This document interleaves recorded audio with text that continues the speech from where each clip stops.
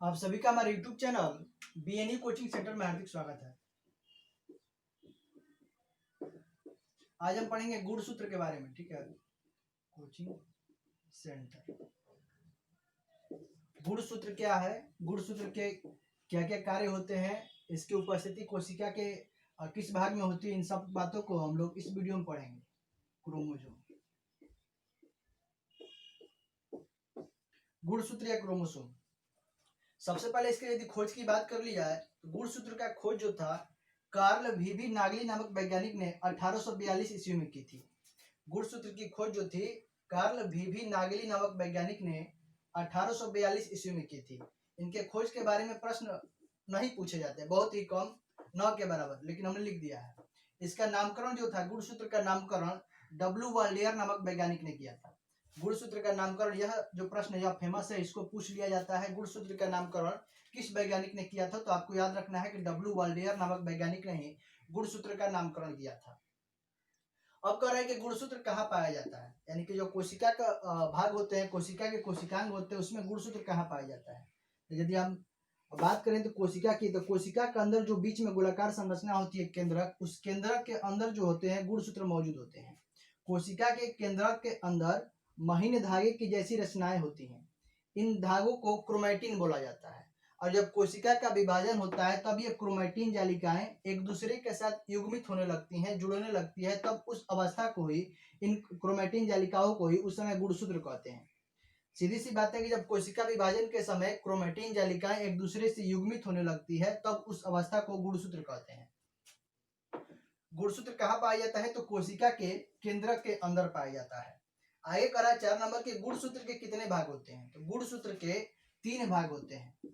इसको क्रोमोसोम भी बोला जाता है। गुणसूत्र के 3 भाग होते हैं। सबसे ऊपर वाला भाग, जो शीर्ष वाला भाग होता है, इसको टेलोमियर बोला जाता है। ये प्रश्न में बार बार पूछा जाता है कि गुणसूत्र के सबसे ऊपरी हिस्से को क्या कहते हैं, तो ऊपरी हिस्से को टेलोमियर कहते हैं। उसके बाद जो साइड वाला हिस्सा होता है इसको पेलिकल बोला जाता है, यह भी प्रश्न पूछा जाता है। उसके बाद जो पेलिकल के बाद अंदर वाला जो हिस्सा घिरा होता है, अंदर वाला जो भाग होता है, इसको क्या बोलते हैं, तो इसको मैट्रिक्स बोलते हैं।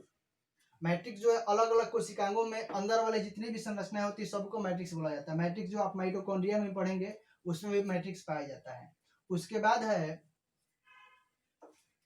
कोशिका के केंद्रक में महीन धागे जैसी रचनाएं, जिसको क्रोमैटिन बोला जाता है, कोशिका विभाजन के समय युग्मित हो जाती है, तब उन्हें क्या कहते हैं। अभी हम थोड़ी देर पहले ही बताए कि कोशिका के केंद्रक के अंदर महीन धागे जैसी रचनाएं होती हैं जिनको क्रोमैटिन कहा जाता है। और ये क्रोमैटिन जालिकाएं कोशिका विभाजन के समय युग्मित होने लगती है और युग्मित अवस्था में उनको हम लोग गुणसूत्र बोलते हैं। आगे कह रहा है 6 नंबर के, गुणसूत्र के अंदर 2 महीन समांतर धागे के समान रचनाएं होती हैं, उन्हें क्या कहते हैं। इनकी बात कर रहा है। जो कह रहा है गुणसूत्र के अंदर जो 2 संरचनाएं होती हैं, एक दूसरे के लगभग समांतर होती हैं, इनको क्या बोलते हैं, इनको जो है अर्ध गुणसूत्र या क्रोमैटिड्स बोला जाता है। अर्ध गुणसूत्र या क्रोमैटिड्स। यदि क्रोमैटिड्स की बात कर ली जाए तो ये क्रोमैटिड जो आपको 2 दिख रहे हैं, इनको भी यदि हम ध्यान से देखें तो ये भी छोटे छोटे महीन धागों से मिलकर बने होते हैं। उन महीन धागों को क्रोमैनोमीटा बोला जाता है, क्रोमैनोमीटा। इनसे प्रश्न बहुत कम आते हैं, बस आपको यही याद रखना है कि गुणसूत्र के अंदर 2 महीन धागे के समान जो समांतर रचनाएं दिखाई देती है उसको हम लोग क्या बोलते हैं, अर्ध गुणसूत्र या क्रोमैटिड्स।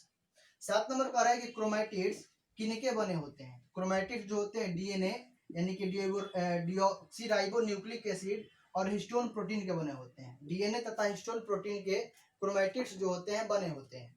8 नंबर कह रहा है कि डीएनए के क्रियात्मक खंड को क्या कहा जाता है, यानी कि डीएनए यानी कि डीऑक्सीराइबो न्यूक्लिक एसिड के सबसे छोटी इकाई को क्या कहा जाता है, जिसके सबसे छोटी इकाई को जीन कहा जाता है। और यह बहुत ही इंपॉर्टेंट प्रश्न है, हर एक एग्जाम में आपसे यह पूछा जाता है कि डीएनए के क्रियात्मक खंड को क्या कहते हैं, तो जीन कहते हैं। और यह प्रश्न लगभग सभी को याद भी रहता है। 9 नंबर कह रहा है कि गुणसूत्र के अंदर दोनों क्रोमैटिड्स एक दूसरे से संयोजित रहते हैं, उस अवस्था को क्या कहते हैं, उस स्थान को क्या कहते हैं। तो यदि हम इस दोनों क्रोमैटिड्स को ध्यान से देखें तो ये दोनों क्रोमैटिड्स एक जगह एक दूसरे से जुड़े रहते हैं और इस स्थान को हम लोग सेंट्रोमियर बोला जाता है। जब कोशिकाएं अपना क्या बोलते हैं संख्या बढ़ाती हैं, उस समय क्या होता है कि ये गुणसूत्र जो होते हैं इसी क्रोमेटिड्स वाले स्थान से दो भागों में बढ़ जाते हैं, एक भाग इधर चला जाता है और एक भाग इधर, यानी कि संख्या भी इसकी दो हो जाती है, दो गुणसूत्र हो जाते हैं। तो उनका विभाजन कहाँ से होता है? इसी जगह से होता है, सेंट्रोमियर से ही। ऐसे भी प्रश्न आते हैं, किसकी उपस्थिति के कारण गुणसूत्र दो भागों में बढ़ जाते हैं। देखिए वही प्रश्न आ गया कि किसकी उपस्थिति के कारण गुणसूत्र जो होते हैं अपनी संख्या बढ़ाते हैं, यानी कि दो में बढ़ जाते हैं। तो सेंट्रोमियर की उपस्थिति के कारण, यह भी बहुत इंपॉर्टेंट प्रश्न है, किसकी उपस्थिति के कारण गुणसूत्र दो भागों में बढ़ जाते हैं? तो सेंट्रोमियर। अब हम बात कर लेते हैं, गुणसूत्र की संख्या जो होती है अलग अलग जीवों में निश्चित होती है, जोड़ों की संख्या में होती है। तो किस किस प्रकार के जीवों में कितनी होती है हमने यहाँ पर चार्ट के रूप में लिख दिया है। एस्केरिस जो एक जीव है इसमें गुणसूत्र की संख्या 2 होती है। मच्छर में गुणसूत्र की संख्या 6। घरेलू मक्खी जो हमारे घरों में पाई जाती है इसमें गुणसूत्र की संख्या 12। मटर में 14। प्याज में गुणसूत्र की संख्या 16। मक्का में 20। टमाटर में 24 और मेंढक में 26। बिल्ली में 38। चूहा में 40। ये इतने प्रकार के जीवों में अलग अलग संख्याओं में गुणसूत्र जो होते हैं निश्चित संख्या में मौजूद होते हैं। इसके अलावा गेहूं में गुणसूत्र की संख्या 42 होती है, खरगोश 44, मनुष्य में 46, यानी कि हम जैसे जीवों में 46 गुणसूत्र पाए जाते हैं। इसको कभी कभी 23 जोड़ा भी बोल दिया जाता है, 23 जोड़ा यानी कि 46। उसी प्रकार आलू में गुणसूत्र की संख्या 48, चिंपांजी में भी 48 और तंबाकू में भी गुणसूत्र की संख्या 48 होती है। उसके अलावा घोड़ा में गुणसूत्र की संख्या 64, कुत्ता में गुणसूत्र की संख्या 78 और कबूतर में गुणसूत्र की संख्या 80 होती है। इनकी संख्या जो कभी कभी परीक्षा में ये मनुष्य वाला और ये आलू वाला, ये दो जो गुणसूत्र की संख्या होती है हमेशा पूछ दिया जाता है। मनुष्य का तो आप हमेशा देखे होंगे, आलू का भी 48 जो होता है इसको भी एग्जाम में पूछता है। तो आप इन दोनों को हम कहेंगे कि पूरे चार्ट को ही आप बढ़िया से पढ़ लें और याद कर लें। गुणसूत्र में इतना ही। वीडियो अच्छा लगे तो प्लीज चैनल को सब्सक्राइब कर लें, बेल आइकन को भी दबा दें ताकि अगली वीडियो की नोटिफिकेशन आप तक आसानी से मिल जाए। फिर मिलेंगे कल एक नए वीडियो के साथ किसी नए टॉपिक पर। तब तक के लिए धन्यवाद।